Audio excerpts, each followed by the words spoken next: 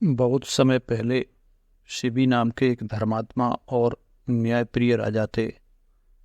राजा शिबी अपनी प्रजा के प्रति अत्यंत दयालु और निस्वार्थ थे। वह सदैव धर्म और सत्य का पालन करते थे और हर प्राणी के प्रति समान भाव रखते थे, चाहे वह मनुष्य हो या पशु पक्षी।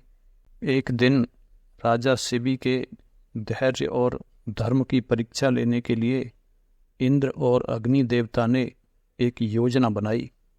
इंद्र ने एक बाज का रूप धारण किया और अग्नि ने एक कबूतर का।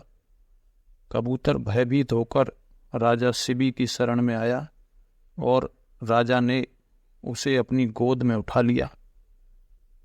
कबूतर कांप रहा था और राजा शिबी ने उसे आश्वासन दिया कि मैं तुम्हारी रक्षा करूंगा।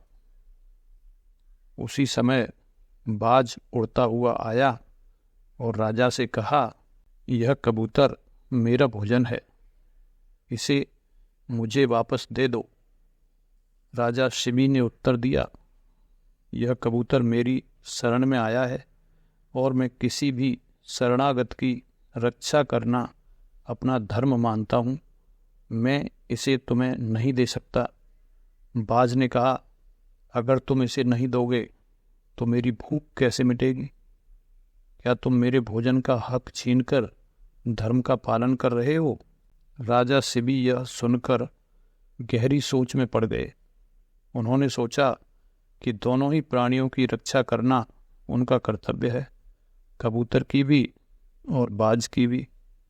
राजा ने बाज से कहा, मैं इस कबूतर को नहीं दूंगा, लेकिन इसके बदले मैं तुम्हें अपने शरीर का मांस दूंगा।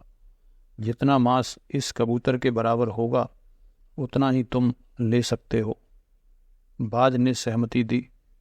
तब राजा शिबी ने एक तराजू मंगवाया और एक पलड़े में कबूतर को रखा और दूसरे पलड़े में अपना मांस काट कर रखने लगे। परंतु जितना मांस वह काटते, कबूतर वाला पलड़ा उतना ही भारी होता जाता। अंत में राजा शिबी ने अपना पूरा शरीर उस पलड़े में रखने का निश्चय किया ताकि कबूतर की जान बच सके। जब राजा ने ऐसा करने का संकल्प लिया तो बाज और कबूतर अपने वास्तविक रूप में आ गए।